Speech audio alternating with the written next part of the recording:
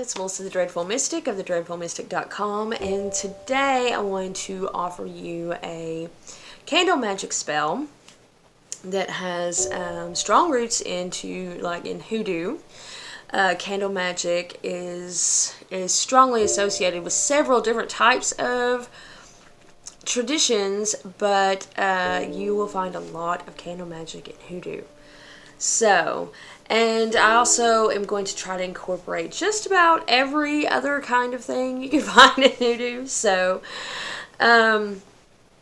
this spell is about balance. And I am focusing on balance right now because whether you are in the northern hemisphere or the southern hemisphere, an equinox is coming.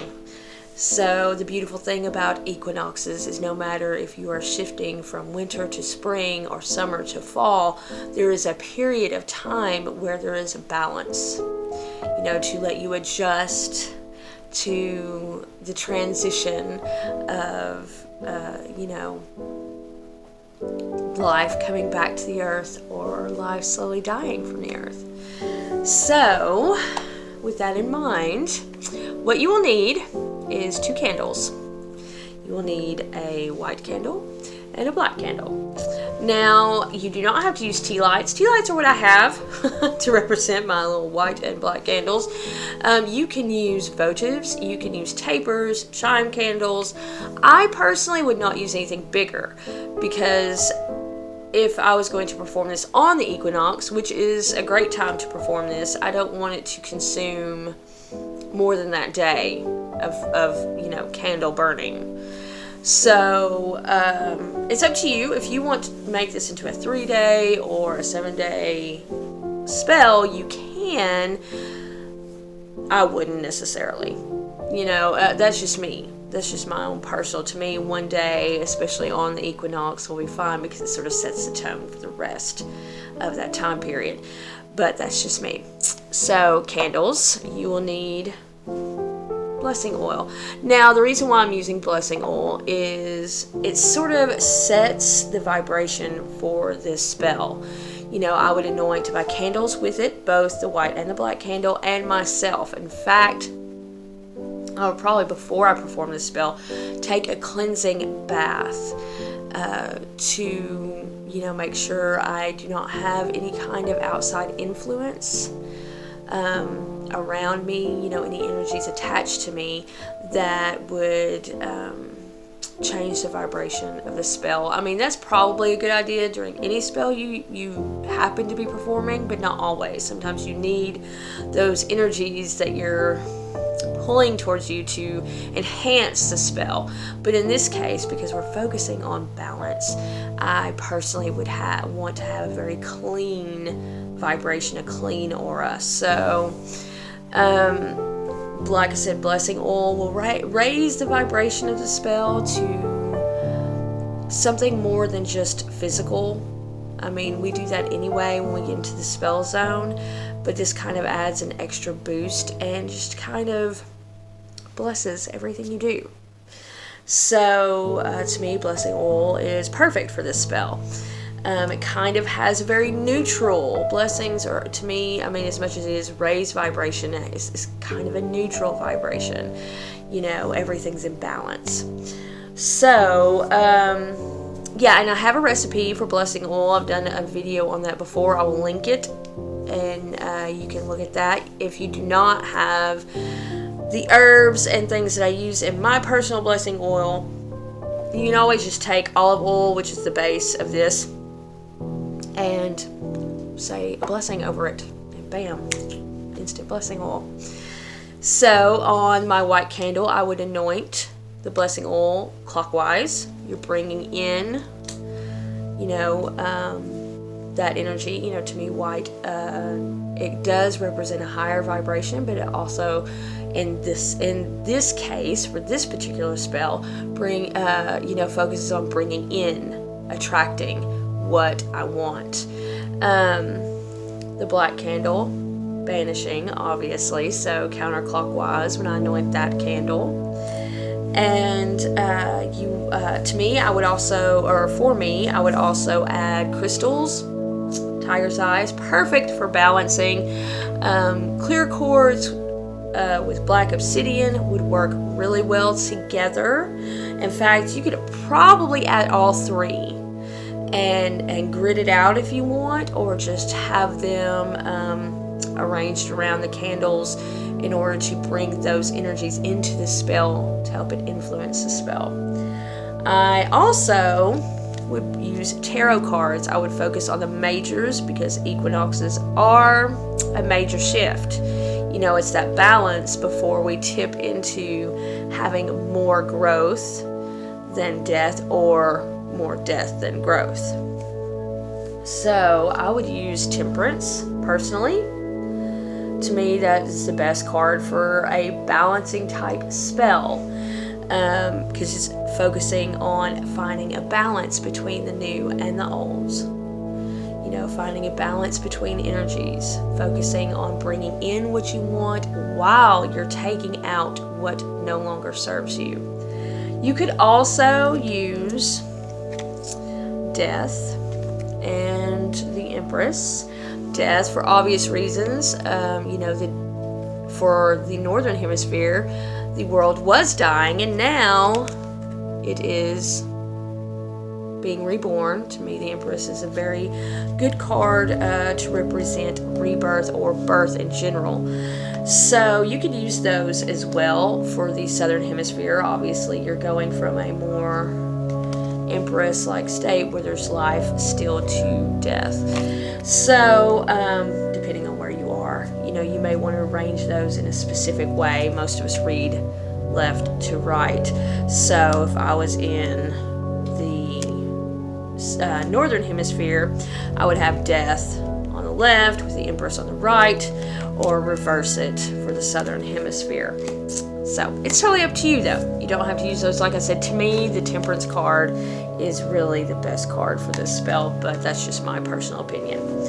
So once you have your candles anointed, you have the crystals that you want to add, you have the tarot card that you want to put in, I would, before I lit any candles or anything like that, I would have 2 petition papers, one writing down everything you want to bring into your life, and the other banishing the things that would, hinder anything that you want to bring in.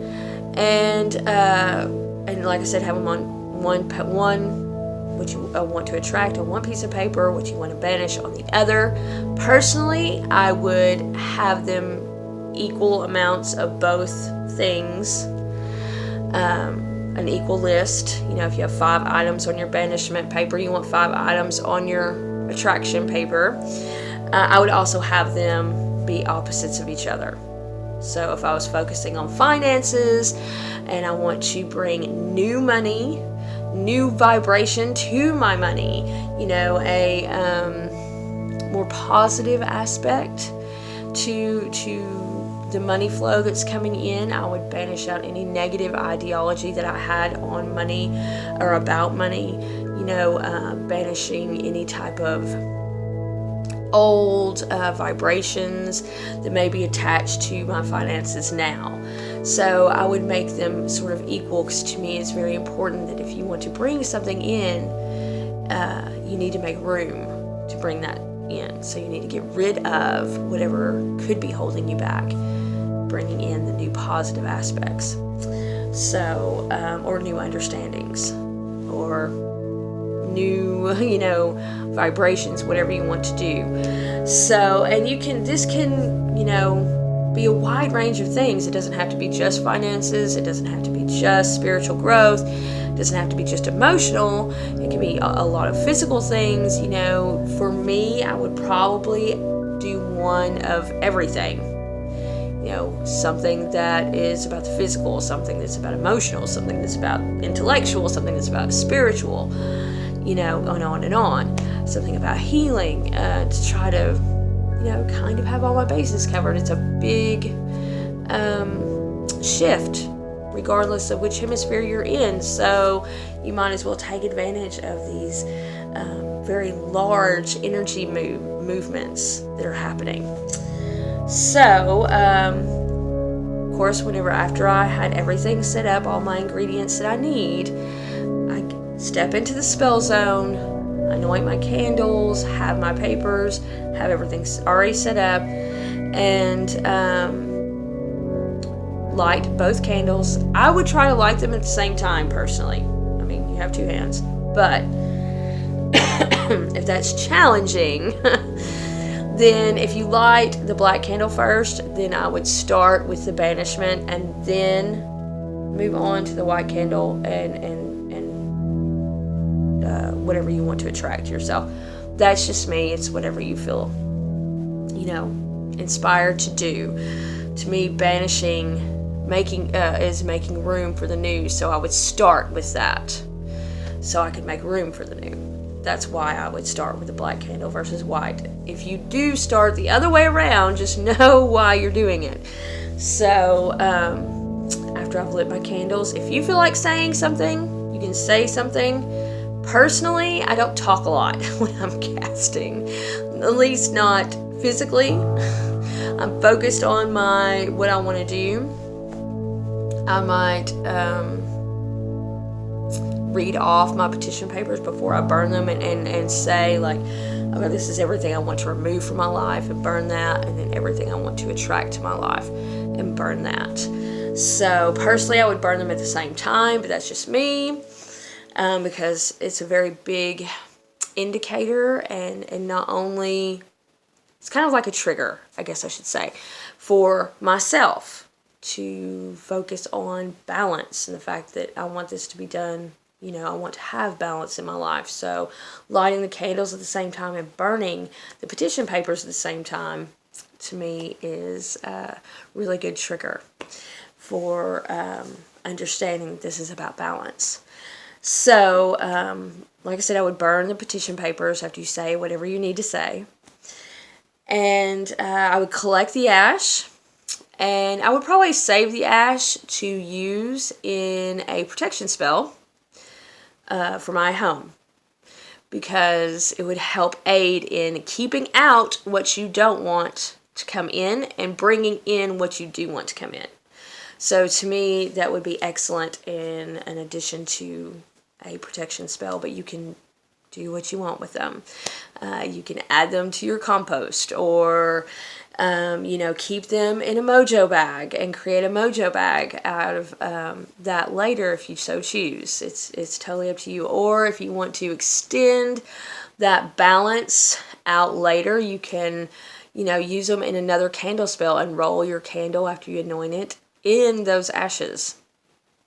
If you're going to use a candle spell for protection to help cast your protection spell, you can use those ashes in that spell. So it's really up to you.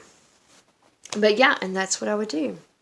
So like I said, you could use larger candles if you wish.